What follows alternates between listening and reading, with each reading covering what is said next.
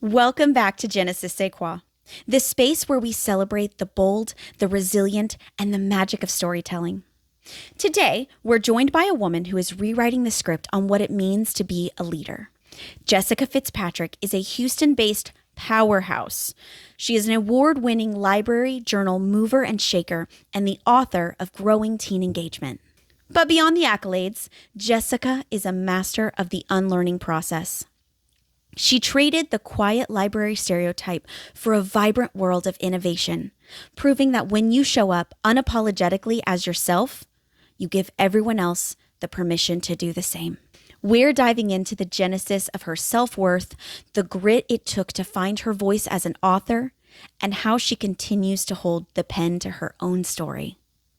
Please welcome the brilliant and soulful Jessica FitzPatrick. Thank you again for being here today. Oh my gosh, I'm so excited you're here. Yeah, I think the world of you. So this is exciting. Aww. I want to start at the beginning. Okay. And I just want to jump into what inspired your love of books and libraries and made you want to take your career there? Like, how did this all start? I had an amazing librarian. Well, I was very lucky to have the best high school librarian. I'm very nerdy and very anxiety driven. Okay. And she created, her name's Lisa Rose. She just retired. She Love was you, at Terry Lisa. High School. Shout out. I know. She just retired a few years ago, and she just created the best atmosphere to want to go to the library, to love books. And it wasn't even just the books concept. She always would get books for me and tell me oh, you would love this. But also she was just so loving and created a space that I felt safe. And it was my go-to. I went before school. I went during lunch. Every time I had a chance, I was her library aide when I was a senior. Wow. So yeah, and I loved books before then just because the nerd in me, Harry Potter, millennial. Yeah. Take me away. Yeah. All the things that we have to grow up with. Yeah. She created that space that, made me feel welcomed and loved. And I wanted to do that. So honestly, from the moment I met Lisa Rose, I was I want to be a librarian. I want to be just like her. So can I ask, do you still talk to Lisa Yes. Rose? Okay, are y'all besties? Is she your mentor? she was my mentor. Yeah. She retired. And so we talk a little bit. She's always sending me book recommendations still. She's amazing though. What a cool thing. Yeah. I really love, that makes me smile so big already. I'm what a cool, story to start with. It's the Lisa Roses of the world. We need more of those. Yeah. And she's created a few librarians. There's one girl that, graduated the year before me who's, deciding, you know what, I'm going to be a librarian. And there was one in my graduating class that also was, decided to become a librarian. So, she definitely created a legacy. Oh, my gosh. We need, a fan club. I know.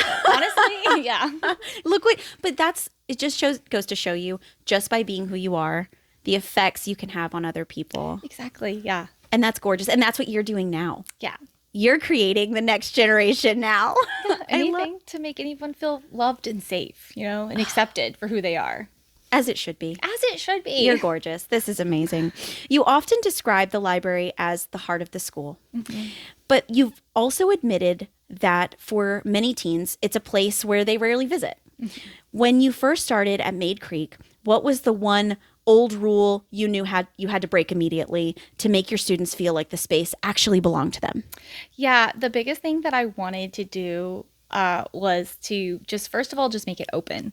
Not really needing too much to get there. Yes, you need a pass because of safety. Sure. But being more open about those passes, just giving them out, having the school open early before school, having the library open all the times, not really closing it for any reason. Even if I'm teaching, there's a library aide, you can go in there, you can go use the space, you can study, you could work on projects, you can meet with your friends. I wanted it to be a spot that you didn't have to be quiet. That was the biggest thing, because there's always that, in the library you have to be quiet. No. Right. No.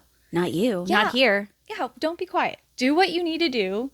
I created a lot of maker spaces area so they could just create with just the things that are there. Or like if they needed supplies, I had everything there, especially like feminine products, anything that they needed for hygiene, anything at all, just to have it there. And so really just to create a space that you could go to and you didn't need to even read. Like if that's not what you wanted to do, just a spot. A safe space. A safe space, yeah. So what did you have to do to make that happen? Like, did you have to tell the school, like, hey, this is what I'm doing and you got to catch up? Or like, how did you make that happen for them? Basically. But I will say, so before Maid Creek, I was at Sartarsha. Okay. And I started that at Sartarsha. I was like, listen, this is what we're doing. And the principal loved me for that. And like she supported me. I had 2 principals while I was at Sartarsha. Both of them were like, oh my God, yes. And that's why the principal at Maid Creek at the time, he kind of recruited me and like to go to Maid Creek because he wanted that at Maid Creek, especially because it was a Title I school and they needed that more than anything, honestly. Yeah. And you need to have a space that anybody can go to for any reason and feel safe. And so he completely supported me and gave me as much money as he possibly could to support my dreams. As he should. I know. You pay for greatness. I know. And I love that it was such a well-received idea that, you know, I feel like so many people are like, well, that's not the time or place. But it's like, we need to support these kids. Mm-hmm. And I love your heart in that. Yeah. Oh, it just speaks to who you are. That's the next generation. And we need to do whatever we can to support them and love them because they're going to be the ones that are ruling the world. And honestly, I'm so excited. Yeah, and let's help them do it well. Yes, yes, please do it well. So you've mentioned trying to break the quiet librarian mold while still embracing the tradition you love. How has learning to be both the rule breaker and the professional strengthened your ability to lead on campus? Oh, never done. There's no really bullshitting teens. Like, there's none. Like, if you're not authentic with them, they're going to see right through that, you know? Yeah. If you try to be like too hard or too soft, you need to be yourself. So not shushing and just being open, they'll see that. And if that, especially that, because that's who I am. I'm very just who I am. I can't like hide that. And I'm just there to have fun. I'm there to have fun. I'm there to learn, but in a way that's not going to hurt you, and be open for like whatever you need. And so like, if that means like we're doing a lesson that we're playing musical chairs and it gets a little bit crazy because they're varsity football players in that class. Oh my gosh. That's fine. It's okay. I can't even imagine. Yeah, I'm not gonna lie, it was always my favorite thing. But you know, just being authentic, being yourself and not holding back because you think, you know, they're not gonna be open to that. Mm-hmm. So that's really cool. How did you balance that though? For example, like if you were trying to have a fun space, but some people were trying to study, is it just, you just had to kind of time it out or? Yeah, time it out. Yeah. That's definitely it. Also, I was very lucky. I have a great library aide. She is like this little older lady who's retired really in her day job. And this is like really just for fun. And she just loves the library and loves like what is happening in the library. Oh, I love her. So she's really good at kind of helping me with that. Like if she's really good at giving me signals, if there's somebody that's like needs to be a little bit quieter, or moving them to a space to make them quieter. Like having a space of the library that's kind of like the quieter zone, especially for the kids that might need like sensory wise less of it. That's so thoughtful. Yeah. You like thought of everything. Yeah, no, it's really good to have like a support too, you know? Yes. Yeah. Absolutely true. But just the way that you guys were like, you know, we're going to have this space for crafting and we're going to be fun. And I feel like it really, I had to, I feel like you've already answered this, but it made people come in more, right? Like they just love to be there. Yes, definitely. Especially kids that you might not necessarily think, oh, they're going to love the library. They loved the library, you know? I feel like I would love the library. Oh, yeah. And I had dyslexia, which doesn't mean you can't love reading, but I wasn't cultivated in that. And I wasn't taught to love it. But you're making me go, I need to go to the library. I would always go to your library. One of your boldest moves was bringing a book club to the football field. I was so excited to talk about this, and the basketball court. How did you find the unapologetic confidence to merge sports with literacy? Yeah. It's not something like a lot of people would think about. No. And I need to know everything. So my husband is very into sports. He's athletic and real, just, like real into sports. And one thing I've noticed about being married to him and growing up, because we started dating in junior high, is that, to play sports, you have to be a leader. And that's not something I think a lot of people really think about when you think about sports, is that the leadership component. Like, even if you're not the star on the team, you still need to know to self-motivate yourself and be a leader for yourself. And so that's something I've always thought about. And at Maid Creek, I got really close with the head athletic director and some of the coaches some of the coaches. And just mostly by doing the things that I'm doing, just by existing. Yeah. And then when they're teaching a class too, outside of their sport, having that space, hey, I can help you with that. And, you kind of make those relationships by making their jobs easier. Yeah. Yeah. And so I reached out to them and I'm like, hey, what do you think about doing a sports leadership book club? And I started with football because I was closest with the coach there. And he was like, oh my gosh, I love that idea. What a great idea. Yeah. The problem was he ended up moving and I was so close because I was like, oh, and then I was just talked to the new guy and I was like, hey, so the previous coach and I were going to do this. What do you think about that? His mom was a reading teacher and he was like, yeah. Kismet. He's like, no, that's perfect. And so he supported me completely. And I went to my principal and I was like, listen, I'm doing this and I really need support with funding. And granted, at this point, I was very spoiled because I had one of the biggest budgets. Right. And I'm used to hearing yes. Yeah, I know. It's this is why you brought me here. Mm-hmm. I was like, I just need a little bit more money. But he supported me. He get it. And he funded it so that every kid could have a book that they could keep. And that was one thing I was really, really, really passionate about because one, I didn't want to put anything that if they couldn't give me the book back at the end. Two, to build their own library, especially with Title I schools, they might not have books at home. And this book at home, this is their library that they're building that they could share with their siblings or their parents or just people around them. Pass it on to someone else. They would you would love this book. Yeah, exactly. Share the passion. And to allow them to take notes, to annotate, do whatever they want with it. But I also, starting the book club, I didn't expect for how, the effect it would have on the kids. Leading up to it, I wanted to make sure the coach and I, we worked together to make sure that we had a sports-focused leadership book that was great, appropriate, that's not written for adults, written for teens. Oh, yeah, okay. Because it would go on right over their head. And so we found one, and really at the time wasn't a lot, but I will say the market has grown since then. But we worked together, and we were like, okay, I really want a service aspect to it because I really think that service leadership part, the servant heart. But I was like, let the kids decide what we do. And the kids, their ideas were amazing, honestly. They wanted to make our school look better by picking up the trash. The Maid Creek is surrounded by a park that has a lot of trash. They wanted to go do trash pickups. We had a little bit, not at the school, but in the area, gang problems. And it's how can we fix those situations? And then just things like that, and then just some of the ideas they were coming from. And I was like, I was just thinking, writing letters. Right. And I was like, their ideas were huge and had this huge impact. And honestly, it was beautiful to see. And it got excited and it spread to other sports. We did girls basketball, boys basketball. That's so the cool. Soccer team. So it was it really grew. And I tried to make sure that every sport had a different book. And then we changed up the books. So yeah. So and meeting thoughtful. them where they were. Right. Because that's what you have to do. Yes. And when you meet them where they're at, magic happens. Yes. And then they're like, oh, this is great. I'm going to come and I want to come to the library. I want to see you more. I want to see what other things you have. What other things can we do?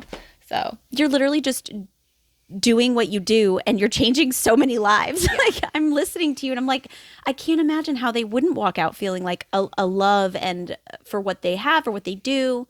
Yeah, it's really cool. And then to see them, because I started this, I don't know how many years ago now, but some of them are out of school, and like I run into them like at HEB, and I'm just like, oh, and they're telling me the things that they're dealing with their lives, and they're like, oh yeah, I don't know if I could have done that. And it's just like, it gets me really emotional just seeing them growing up, and the impact of something so small. Like really, I felt like it was such a small thing.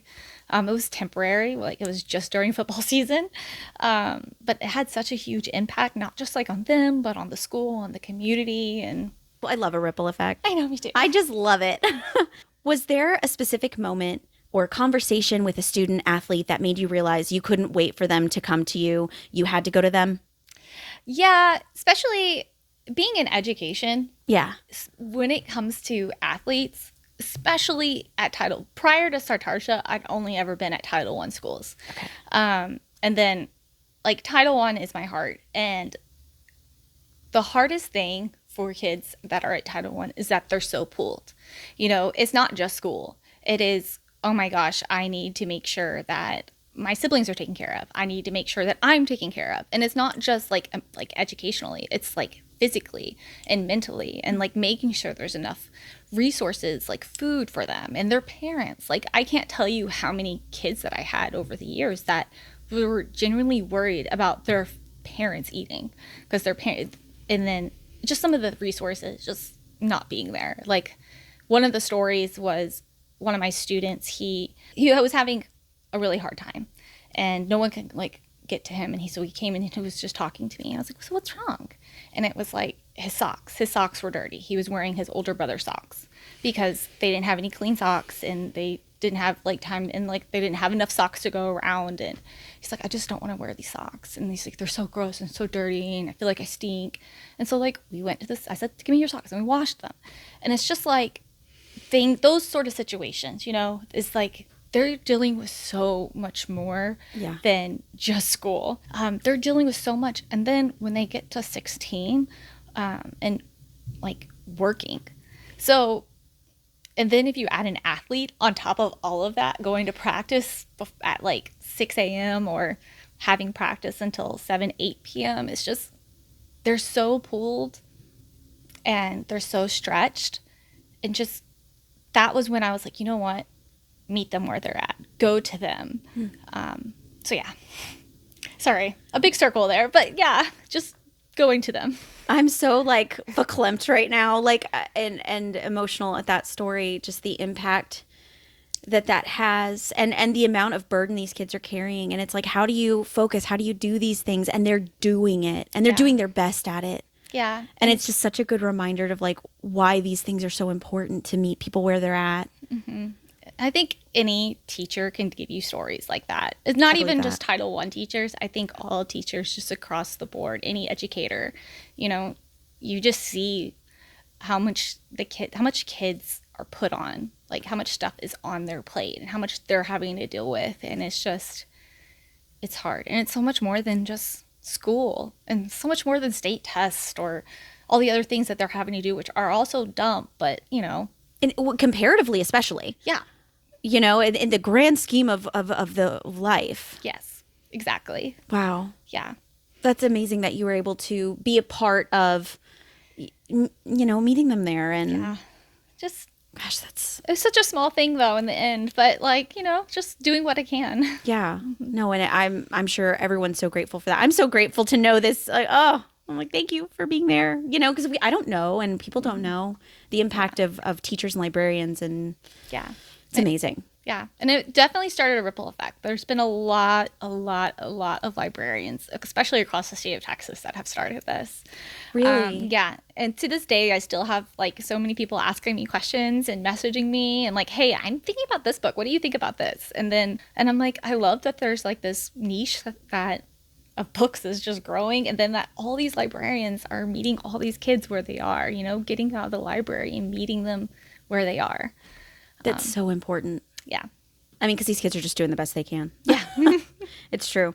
You advocate for diverse collections that reflect all cultures and identities. Love this. How do you ensure that every student, regardless of their background, sees themselves as the hero of a story in your library?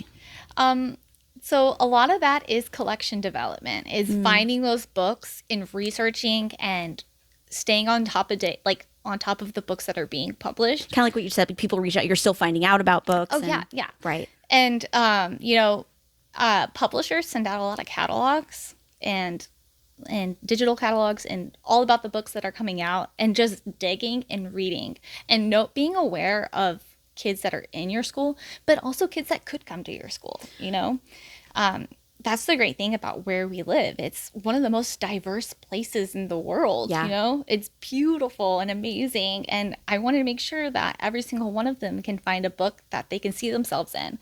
But also not even just to see themselves in, but to see others in.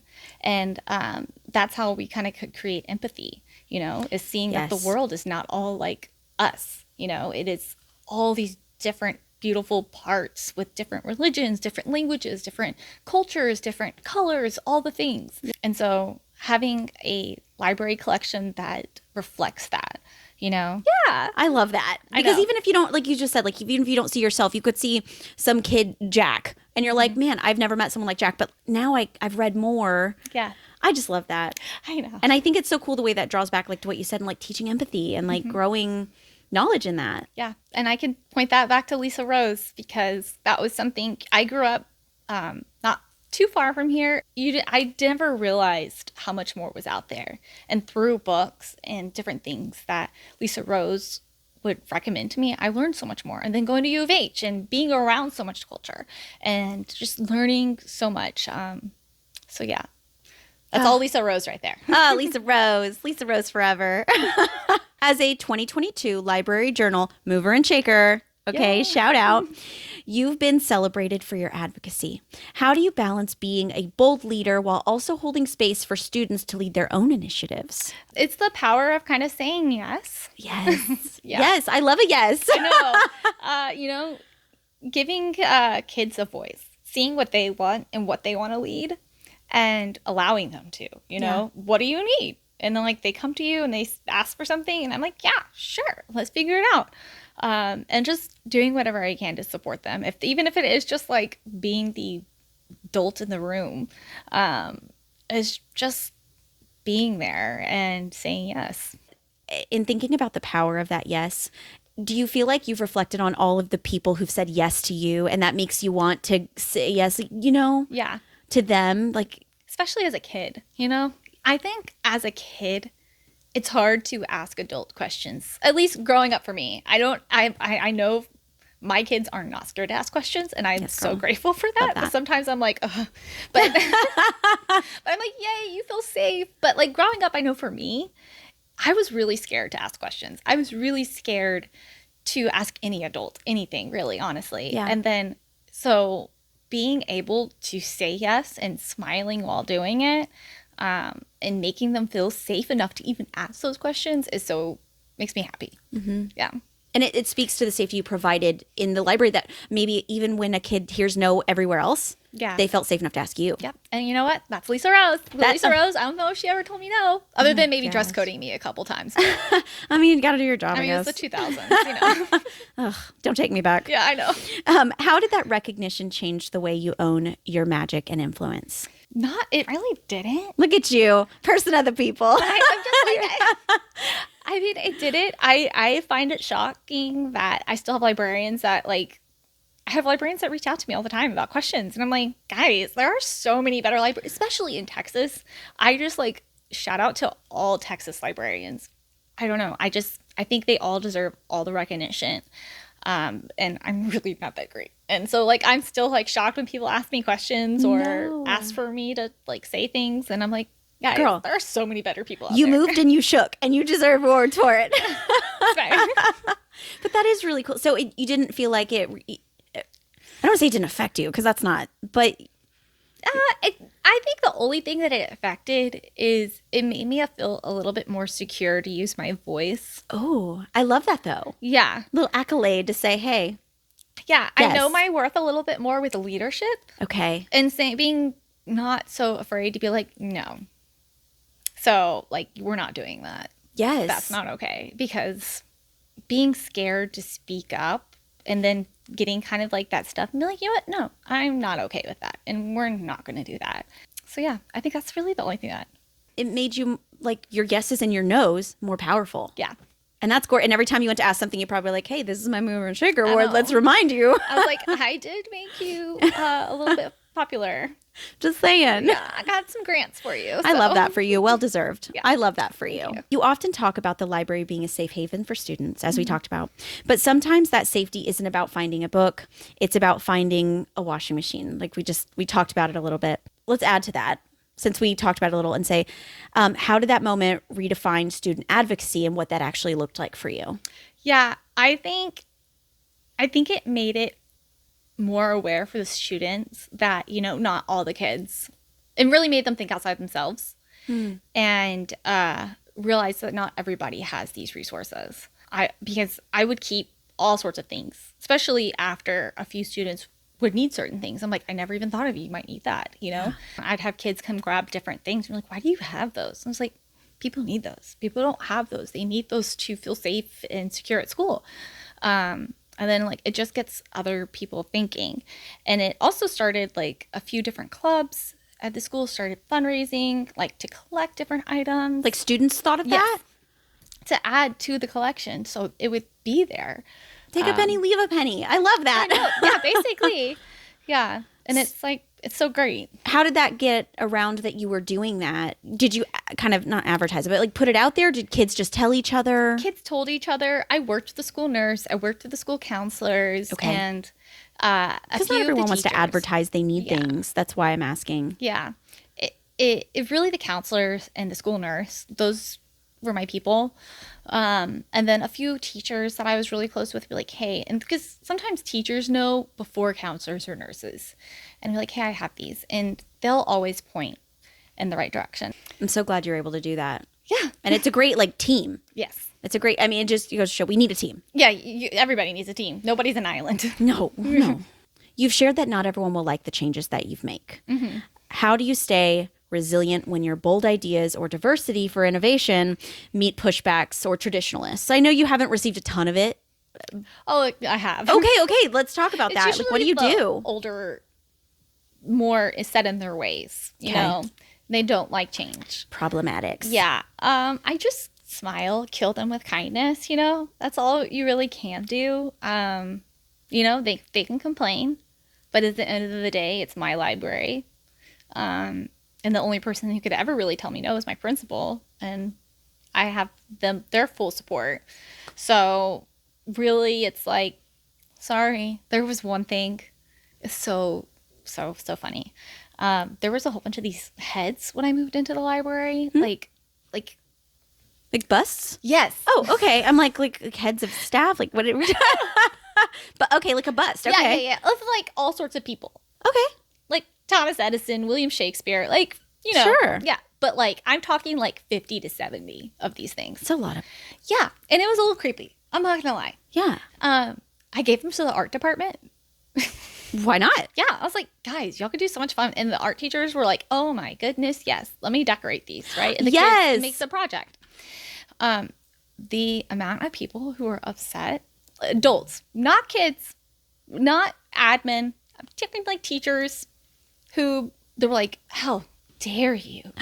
Those have been there since the school opened. Oh gosh. And I'm like, guys. Clutch my pearls, not the bus. And it was just like okay, what value are they adding? Yeah. They probably max they wanted one. Yeah, there was like They wanted I wanted William I think Shakespeare. there was like 5 of William Shakespeare too. Apparently, all the schools got rid of them and they all ended up in this library. So they were mad that they were no longer a storage room? Yeah, basically. And I was like, no. And the art, man, they did all sorts of fun things with those heads. So. Yeah. Bust. I should be saying bust. Heads all these years. I'm surprised I thought of the word, honestly. But okay, so in those moments, have you ever had somebody who was like kind of a naysayer in the beginning, but then you got them to come around, kind of like in a movie? They were like, you know, at the end, we're like, oh. Yeah, Yeah, definitely. Yeah. Usually, I'm not going to like, I will say there's usually always one subject. Yeah. Yeah. And that subject always comes around in the end, you know? They're usually kind of grumpy at the first, but like I win them over doing something for them. Yeah. Yeah. Oh my God, you're such a main character right now. Like in the best way. Like you're just like, you know, you're that girl. Just you have to wait and smile and Yeah. just keep trying and not giving up, even if they are just you know who they are. Yeah. Yeah. Because then they can become their best selves by being around you. That's what you exude. I love that. You do. Your energy is so awesome. I'm just trying to be better, like by being around great people, you know? Yeah. Like you. I was watching something about you. Oh my God. I love this. The reciprocity. You've spent years in the huddle with students, but what was the specific Genesis moment, plug, where you realized your personal strategies for teen engagement were bigger than just a school and it needed to become a book? Yeah. So this is something raising kids I noticed. And, you know, we hear a lot about, oh, childhood development. Yeah. And when I was working on my bachelor's degree, you know, you hear about the development, but it doesn't ever end. It like goes all the way till they're like 18. Yeah. And that's just I'm still developing. Yeah, I know. Man. Yeah, me too. There's changes. 35, man. But you hear all about these developments and, you know, they need to meet these milestones and it doesn't stop. Yeah. But for some reason in education, we stop it. And there's a hard stop in 5th grade. And I don't know why. Yeah. And even in 5th grade, it kind of isn't as much there, but they still at least get recess. They still like have a moment to themselves, you know? In middle school and in high school, you stop talking about their developmental needs. Wow. And those developmental needs don't stop. The developmental needs of needing to feel included or have somebody they can go to feel safe, of moving their body, you know, of having things that they can be creative about, all sorts of things like that. And those don't stop. And I feel like it increases. if anything, it increases. And I'm just looking outside in. I feel like that. Oh, yeah, definitely. And there isn't a lot of that, you know. And in middle school and junior high, you still have PE.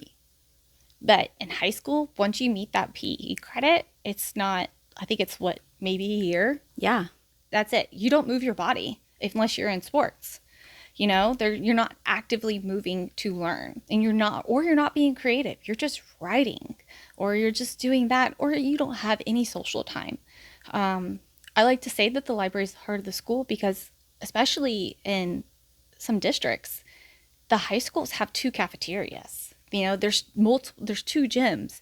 You know, they keep the 9th graders separate from the 10th and 11th, 12th graders, and so there's not one place that all kids can go to other than the library. So really focusing on those developmental needs is really important, especially as they're teens, and meeting them there. Yeah. And so that made you say, we need to be doing better. Yes. And getting that word out. And that's why the book came involved. Writing a professional handbook requires a lot of authority. Did you ever struggle with imposter syndrome? And did you find it easy to be bold about your initiative methods? Like, a little bit, but only because I went to the experts. okay. I never relied only like on my knowledge. I relied on my experiences. Like, okay, I know kids need this. I know kids need this. Right, because you had a lot to bring to the table. Yeah. You know. But also going to the experts, going to the doctors, going to the people who are actually experts in these things and talking to them, asking them questions really helped fight that imposter syndrome because they were backing me up. If anything, they were giving me more to work with. Right. And then talking to other educators and seeing what they're doing and seeing how we can all work together to make this like a developmentally friendly like place for the library to be, to meet all the developmental needs that teens could need. Yeah. So at what point were you like, okay, this is officially going to happen. I'm writing it. But did you wake up from like a cold sweat and you were like, I've been blessed with an idea? A little bit. So I was kind of playing with the idea, and for the American Library Association, because I won awards, I had connections. Oh my God. I had a connection, and That's I reached amazing. out to I want to be them. able to say that. And it wasn't even like I wanted to write the book. It was mostly like, I see this need. Do we have anything? And I was reaching out to other librarians saying, I see this need.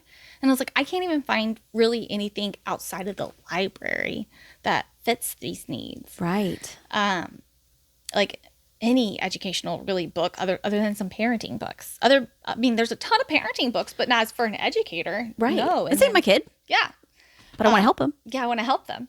And so I reached out, and that's kind of how it started. I was like, I need help finding this book. And then it kind of turned into like, we really can't find a book like this. Would you be interested? And I was like, ooh, I don't have that time. Honestly, that's what I was saying. I was like, how do you do it? It took several years. There's a reason it just came out a year ago. It took a really long time to write it. But honestly, finding that we needed it and then saying, okay, this is the book. If I'm making a book about this, what would I want for a book? And it's like, I want to read a book that has actions I can immediately take with zero budget. Because some schools don't have any budget. I was really lucky to have a principal that hand me any money I needed it. Yeah. But I wanted to make it to where any librarian could read it, say, okay, I need to do that. I love that. I don't have any money, but I can do that. Right. So. Wow. I just think that's so cool. And the way it happened kind of, I don't want to say naturally, but you just went looking and it kind of snowballed into what it was. Yes. It was not anything I looked for. There wasn't anything that people reached out to me. It was just mostly like I really want something for me. And I couldn't find it. Yeah. I love that innovation. The we don't have it, we need it. Yeah. Growing Teen Engagement is a very practical handbook with calendars and lessons plans, but it clearly stems from your deep personal beliefs about radical empathy and student worth. When you were sitting down to write, how did you translate a feeling like making a student feel seen into a concrete step-by-step strategy that allows another librarian to in a completely different city that could actually follow it? Yeah. It's a big question. But yeah. But yeah, it was difficult because it's hard to put into words just like what I do naturally, I will say. Right. Yeah. And like, it's your Genesis Sais Quoi. Your Genesis. It's just like, trying to be there and putting that into words. So it did take a lot of practice. Yeah. And then writing down like actual steps of things that I do, which are things I may not have actually ever thought about. Right. Yeah. So it was a lot of things like that. And then reaching out to other educators too, being like, hey, what do you do for this? And then getting their feedback, and then reaching out to people I work with and be like, hey, how do I do this? My library aide, she was like, oh no, you do this. And I'm like, oh my gosh, thank you, Linda. I love when people just watch you be you, and then they can show you things about yourself you don't see. It's so beautiful. Yeah. I'm just so all over the place, and I'm like, oh, thanks. You helped me. You're like, wow, I do that? That's me? I did that. But it's true. Yeah. And it's so funny. And I know this is literally not the same thing. But when people ask me like, oh, hey, what's in that recipe? And I'm like, I don't know. I just pour. I just do. And having to go back and think about my steps. That's hard work. It is hard. And I know that's literally not the same thing. No. But like, if anything, I think that's cooler. Because like I could never. I try and never comes out good. So like the fact, yeah. What we both do is really important, apparently. But I mean, I equate it to that only because it's like I can't imagine going back and have to write these big important things that you do and make them tangible. Yes. For people. That was definitely the hardest part. And realizing all the little steps it takes. And like when I feel like I put it down on paper, I'm like, that seems like a lot. But honestly, most of it is things that are second nature.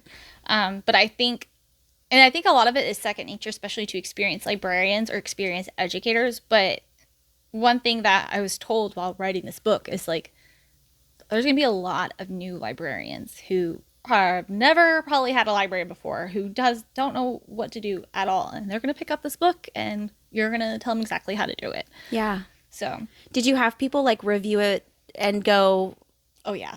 Okay. Were people like how did you handle that? Oh yeah. I mean, I don't know. Like, yeah, I don't know. I have major imposter syndrome. And so I never think that what I'm doing is like the best. And so like anytime anybody tells me anything, I'm like that person that loves criticism or constructive criticism. Mm-hmm. That's the right thing. Oh yeah. As long as it's like in a love way. Yeah. But, so anything anybody tells me, I like take it and I'm like, yes, how can I do that? So yeah, I had people tell me things. Oh no, you need to change that. Oh, you need this. And I'm like, oh, okay, yeah, you're right. I need that. And I think it makes it better. Oh, 100%. Yeah. But I just love that. I love that about you. Yeah. You're so funny. Thanks. Was there ever a moment where you had to fight to keep a specific personal belief, like the importance of mental health, safe havens in the book, anything like that, even if it didn't look like traditional academic strategy? Yes. Really? Yeah, there was a couple of things, specifically maybe growing up here and growing up in a Hispanic household. There's a lot of things specifically for Hispanic Heritage Month that might be something a little bit unique to Texas, like Loteria. And we would play Loteria during Hispanic Heritage Month in the library, and like the, playing with beans or explaining Loteria, because not a lot of people outside of, the Hispanic culture or Texas might not know what that is. Right. And my publisher is based in Chicago, which is it's a Hispanic city, but it might not, I don't know. I've never been to Chicago. I'm going in a couple months. Oh, that'll be fun. Yeah. So I'll know more, but, we expect an update. Yeah. But I was explaining it to them. They're like, I've never heard of that. And so like, making sure, and they're like, I don't know if you should have that because that might not be relevant outside of Texas. And it's like, no, that's, if anything, it's a really great way to show the culture in a fun way, fun, quick game. That's going to make it easy. Really great celebration of the culture. And then inviting the Spanish teachers in to do it, or the Spanish speakers to do it. Yes. Oh, I love that too. And you're pulling it back in. You're like, we can include other people outside of the library, teachers and. Oh yeah, most of the things that I did, I tried to get anybody to help me with. Yes.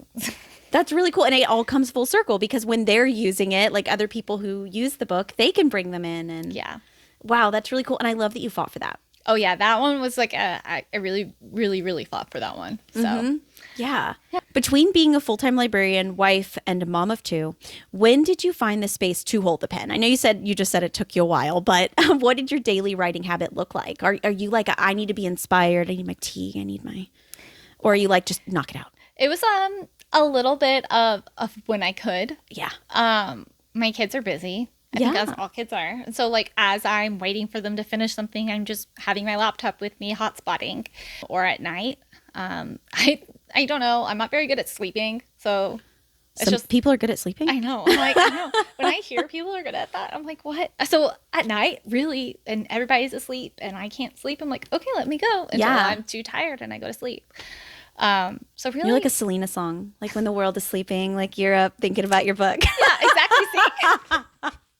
I just reached, but that's the first thing I thought of. I love that. If anything, that's beautiful. We just made it romantic. We need to remix it. There's your next project. Oh God, no, that's not me. I'm like crying, laughing right now. But it's true. So that was like a big part of it for you, is just like fitting it in where you could. And were you somebody who, and this is just me being interested now, are you like a write notes and then piece them together kind of person? It's like a brain. All like a brain vomit. Yeah. Word vomit. Whatever. Just all brain dump. Brain dump. That words are hard. Words are hard. So yeah, a brain dump, and then going back and being like, what was I typing? And like what can I change? And then like, oh, this was really good. Good job, Jess. Oh, and I love that you like high-fived yourself a little bit. Past Jess did well. Past Jess helps future Jess. Yes. I'm always like, oh, good job, Jess. Oh, I love that. We need more of that energy. Even if it's something like, oh, I did take my medicine this morning. Okay. Yes. Yay. I always say that to myself. I'm like, thank you, Past Chelsea. I love that. Now that Growing Teen Engagement is out in the world, how has your identity shifted? Do you see yourself as more of a librarian who writes or an author who libraries? Definitely a librarian that writes. Okay. I would never say that I'm an author. The fact my husband really, really, really, really pushes for me to say that I'm an author. Yes, you should. But I don't know. Like, I'm just like, I just did it because there wasn't one and I knew that it was needed and I wanted it for me, really. So yeah, like I would never call myself an author. Maybe I have to write like 20 more books before I'm like, yeah. But no, I'm always going to be a librarian first. Okay. And when that's your heart. That's the heart of what you do. Mm-hmm. Do you ever pull out your book and just like, hey, this might help you? I wrote this. No. I will say like, there's like different like Instagram, like new librarians on Instagram. And they're always like, oh, what can help me? And I'm always like, should I say my book? Yes. And like every now and then I'm like, use this and this and this. Oh, and then I wrote a book about it. Like, it's like the, Stop. Yeah. You need like a full-time woo girl, like just someone to be like, this girl, and you just add me to the groups. I will just, every time someone says it, like, I got a book, and it's always yours. I'm always like, it's funny though. It's like seeing it, and I'm like, oh, I don't know if it's really so. Has somebody ever mentioned your book and you're like, Oh yeah, oh, yeah, and it's all. I went to the AASL, which is the American Library School Librarian Conference. It was in October. Sorry, time flies. yes, you're doing a lot. It's okay. I slept since then, and just like the amount of people that came up to me and like, oh, we're doing this as a book club for our librarians, and it's just like, what? And it's like like a these people pop I didn't star. even know. That's so. I find that to be really cool. I'm not gonna lie, that was kind of neat. I think that's kind of cool. What is the most surprising piece of feedback you've received from another educator that's used your strategies to captivate their own students? I think the one that was most surprising was that it was actually an elementary librarian, and this might just like be my secondary brain, like thinking, oh, it's only really about teens, but applying some of the things in their library. Oh, that's so smart. Yeah. I'm like, I never even thought of that for elementary. So, I mean, things like that, I would say. Yeah. Definitely like elementary, because I must be very center focused on the teens that I kind of forget about the younger ones. Well, and kind of like you said, though, there is a lot more development at that. So you may be thinking like, hey, this is where my focus needs to be. Yeah. So that makes total sense. Yeah, and I was just like, seeing that, I think, was the biggest. Yeah, but it just goes to show like anyone from all ages, we can use this. Yeah. I'm sure as an adult, I could pick some things that I'm like, oh, I need that. I need to be reminded of this. So I feel like, although it is, that specific age group, anyone can use it and make it a part of what they do. And I think that that's amazing. Once you finish a big project like a book, there's often a what's next kind of pressure. How are you celebrating this current milestone and protecting your peace before rushing into the next bold decision? I'm definitely not thinking about anything. That's like, I love that for you. yeah, writing a book was hard. And I was like, oh, and it took a lot away from my reading. I love to read. Yes. I'm a nerd. So I'm like, I want to read 300 books this year. So that's like what my goal is. So, where are you at in that? I'm only at 40. So it's like, I'm kind of far.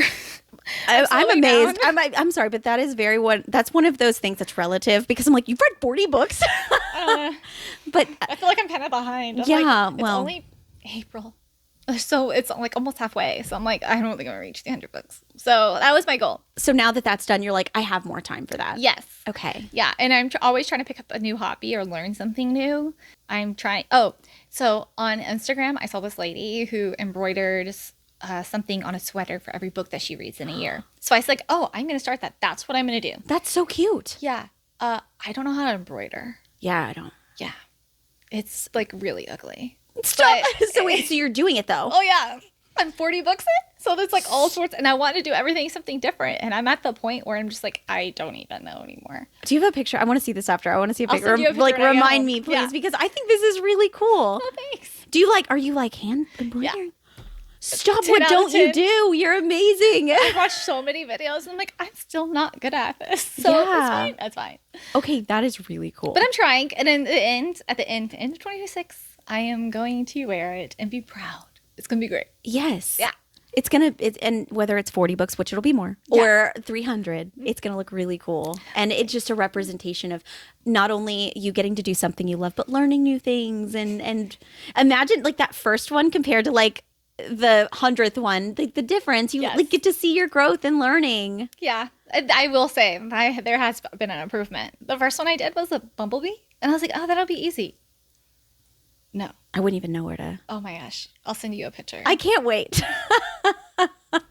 I think that that's really cool. And I love that you take time for you, because I think not even as somebody who has as much going on as you do, but as a mom, I feel like we don't take the time.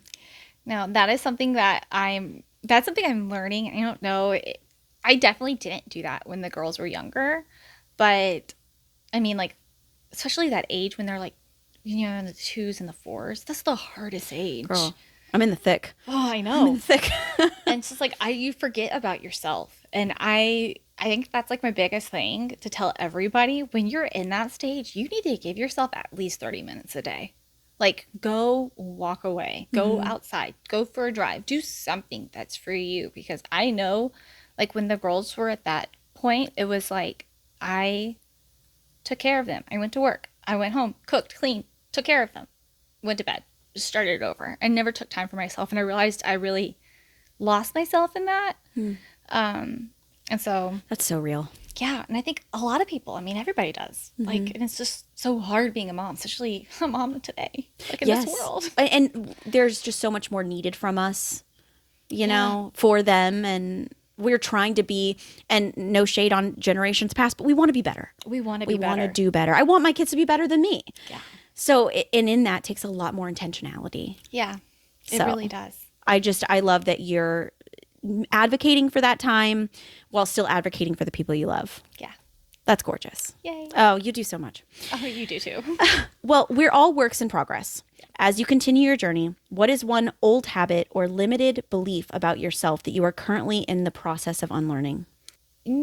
So I have said that I am very much like, I have that imposter syndrome. Yeah. And it's something I've been working on for years. And I don't know if I can really like break that, you know, but I'm trying to. That's what I'm trying to be more, okay, yeah, I am. Yes. Like, hold myself up a little straighter. Yeah. That's really what I'm trying. I'm really trying. Well, because knowing you, I feel like that's what you would want for other people. Yes. And you do that. You're that for other people. Yeah. And having girls, I have 2 girls. Yeah. And like, I see so much of me in them. I'm like, oh my gosh, I don't want y'all to be like my anxiety, my imposter syndrome. Like, granted, you can't help anxiety, but like how sometimes I can be like, oh my gosh, the world's ending. I was like, I need to be better for them and be a better example. And it's not even just for my kids. It's like all the kids I'm around. I don't want them to be like, oh, I want to be like that, or pick up that thing, not even realizing, you know? Yes. Yeah, finding that whimsy in the world. That's what I'm really trying to do. I love whimsy. I love whimsy. I love whimsy. So, and this isn't one of my questions, but just as having daughters, like what's something, you know, you hope they see that you're doing? Like what is one, I know we talked about the things we hope they don't pick up all the time, but what are some things you do hope they pick up from you or see in what you're doing? Just read a book, and it's something I've always struggled with, is like just like my body image. And it's like telling yourself like, oh, I am pretty, even if you don't feel it, like saying it with confidence around other people. And it's something I guess I say I just read it. This was a couple years ago I read it, but I'm always like, it's like the other day and it can mean anything. I don't know. I've slept since then. Yeah. So it could have been, yeah. But I'm always like, I am pretty, or like, look, I'm me. I'm not going to try to be like anybody else. I wear my overalls with my fun socks, and I wear my clips. And if I don't put makeup on, I don't put makeup on. That's so I'm trying to show them like, I am pretty. I don't need to wear makeup. I don't need to look like how all my friends look. I want to look how I want to look. Like, this is me. Also, I stopped coloring my hair. Okay. You can't really tell yet. No, I've been using I stopped going to the colorist. Okay, was this like a big moment where you're like, okay? Yes, because I have been blonde for as long as I can remember. Okay. And I'm trying to go to my natural hair color. Granted, you can't go from blonde to brunette. So like I've like been doing like a toner type thing. So. Yeah, it's like a literal process. Yeah, it's literally a process. Literally a process. But like I stopped doing that, and I'm trying to get to the point. I don't know if I have grays. I don't see any. Oh, thanks. I don't see any. I don't know. I might. But I'm trying to get to that point where if I'm going gray, I'm going gray. I'm embracing it, and I'm like, you know what? Who cares? Because like I don't want to. I just want to be me. Mm-hmm. Yeah. I love that, and I think more books instead of on color. Wow, that's such a good point. You're like, let's talk about what I'm gaining in this situation. I know. That's how I kind of present it to my husband. I'm like, listen, I'm gonna stop doing this, but I'm also gonna buy like a lot more books. We're saving money. Yeah, this has to happen. I love that, and I love that you've. I don't want to say embraced that because that sounds weird, but yes. Thanks. You know, embracing who we are. Yes. I feel like the world is over here telling us what we should be and what we should look like and what we should do, especially as women. Yes. And to be bold enough and brave enough to say, not only am I going to do that for me, I'm going to do that for the next generation. Yeah. I'm just trying to be me. Yeah. Because people are looking up to you. Yeah. And it's not even just like, I want to be the best. It's just like, I just want to be me. And I love like I don't dress for anybody else other than for myself. Girl snaps. I love that. Oh. I'm here for that. Yeah, yes. I love that. I would love to do some rapid fire questions with you. Let's do it. Just a couple, okay? Yeah, I'm ready. And I'm so bad at this because I'm always like, but wait, tell me more. Okay. So we'll do our best. Okay, librarian life. Okay. A pristine, organized shelf or a messy shelf that shows your students are using it? Messy. Yeah? You don't go back and you're like, oh my God, this actually is killing me.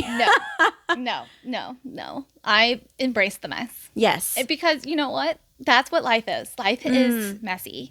Embrace it. It's true. Like, don't be that perfect. And it's something even at home. I'm always like, listen, you come to my house, it's a mess. Yeah. That's how it is. What is that sign? It's like, I'm sorry about the mess. My children are making memories. Yeah, basically. It's like, this is what we're having. The vibe. High energy huddle on the football field or a quiet safe haven corner in the library. What's your favorite? I'm not gonna lie, safe haven. Okay. Yeah. Just mostly because, like, I just like to be like, reading. Yeah. But I also love the high energy. But if I had to choose. Yes. I totally could see you like on a big fluffy beanbag chair with like fuzzy socks and like your book. Like I can see it like I see the sun. Yeah, exactly. The write-in. Early bird, 5 a.m. or late night, mom author hustle after the kids are asleep. After the kids are asleep. Yeah. I am not a morning person. Right. You're like, can I have a few extra minutes? Yes. Yeah. I don't know about you, but I feel like, I don't know if it's an ADHD thing, but I feel like at night I struggle to fall asleep, but in the morning I struggle to wake up. Yes. I'm like, I don't really know the best time, but mornings definitely no. But yeah, no, I'm the same way. Yeah. Same. You're like, not only when we can get it in, but just if we had to choose. If I had to choose. The recommendation. What's one book you've read recently, and that can mean anything, that gave you a personal breakthrough in how you see the world? I know we kind of just mentioned a book, but like, do you have another recommendation or two? Okay, so there's two. Okay. And it's funny that they're both about rivers because I read them a week apart. There are Rivers in the Sky by Elif Shikofka. Okay. And then The River is Waiting by Wally Lamb. The Rivers in the Sky, it's about 3 different people by water, by rivers, more specifically, I guess, through different time spans, connected. Really beautiful and teaches me a lot about a culture that I didn't know about. Especially, I'm always trying to learn more about different cultures and to educate myself more, and there's a lot there. And then the second one, there is a trigger warning. If you're interested in it, definitely look it up. It starts with a trigger warning, but it's about a man who's in prison and just dealing with what he did to get there. What did you get from that book? Like, I know you don't want to spoil it, but like, what's that takeaway that you were like, wow? Yeah. So my uncle passed away from alcohol abuse. I guess that was the final thing. And for years, and this was like a year ago, but even before that, like he was in and out of prison for it. And I'm always like, why? Like, I couldn't understand how you couldn't stop, how addiction works. And honestly, seeing that, the book really helped me process that. Yeah. And it's just about that addiction. And it totally had me, and like how you can hide it and how it affects everybody, really. It just kind of goes back to what you were saying earlier. It's just like the way reading things like teaches you. Yes. Even as adults, like, you know, we want this for our kids. We want it while their brains are still developing. But like for us, it's like we need those moments of like, man, this helps me understand you better. Yes. Or myself better. Yes. Yeah. It definitely, it had me have some like reckonings. I was like, okay. And like a lot of like kind crying and like apologizing. Like, I'm so sorry I was so angry at you. I get it. Yeah. So. Side note too. Sorry. I love side notes. Are you, thank you. Are you that kind of person that you love that deep diving into understanding like yourself and your history and like you want to heal those things? Yes. There is a book. It didn't start with you. Okay. It didn't start with you. It is. And it's by Mark Wallen. Okay. And it talks about that. And it's about, you know, and then What the Body Knows. That's another book. Yes. Great. And it's like just what you carry genetically, especially what your bones know. Maybe that's it too. There's 3 books with the body. I need knows, them the all because this is my jam. Yes. Like healing, that's my jelly and my jam. Me too. so like just all of those I love because I'm always trying to make myself better for my kids, honestly, because I don't want them to I know they're going to need therapy because of me. I feel like we all need a little therapy, but like good stuff. I want that. Yeah. Like, Yeah. I just hope you pay less than I do. Yes. Yeah. Just send me the bill. Okay. Yeah. We know we're going to need it. I know. Exactly. I know I'm going to mess you up somehow. But Right. Trying to lessen it. Yes. And when they come back to us and they need our apologies, like we're ready to give it to them because we're healed. Yeah. And we can say, you know what? I see how you feel that way. And I'm sorry. Yeah, exactly. Your signature style, bold earrings or a classic librarian cardigan? I've never found a cardigan that I love. Okay. You're like, I can't get behind it. And I am always trying. And I know that's like 101 of being a librarian. I feel like that's like when you see a librarian costume, the cardigan. Yes. And I have a ton of cardigans. I buy Stop. every cardigan. You're like, I want it. Can't. Yeah, I want to. And I want to find one that I just love. Right. But I'm going to go earring. I have all sorts of fun earrings. I love a funky fun earring. I know. Before we wrap up, Okay. I just want to say thank you. I just want to say thank you for being here. You are absolutely incredible and a gift, not only to everyone who you've been able to work with and just gets to know you, but to me. And I just know everyone listening is going to walk away just feeling so empowered and just loving hearing what you have to say. And I feel so honored that you gave me your time today. And I just think the world of you. And I just want to say thank you for just being you. Oh, thank you so much. You're being so a sweet. spark. You're such a spark. Oh, your energy is just amazing. And I just feel honored to talk to you today. I feel honored that you wanted me. No. And then just to chat with you was just so fun. Thank you. You are amazing. So thank you again. Can our listeners find you anywhere? What can we do? Like, how can we follow you? How can we know more about you? Tell us everything. I'm on Instagram mostly. Yes. The biggest. Okay. At librarian_fits. Okay. But And I always link everything. yeah, So they'll find I think you. that's the biggest. So yeah, I'm on TikTok, but I'm not really. It's like we're on TikTok. It's like something that I'm like scared of. It's the millennial in me. I'm still like, I don't. Yeah, I love Instagram. I'm probably that's Yes, I'll cling be. to it. That's my jam too. I get it. I hate that I love it, but It giveth. I get it. yeah. Thank you again. Thank you. You're amazing.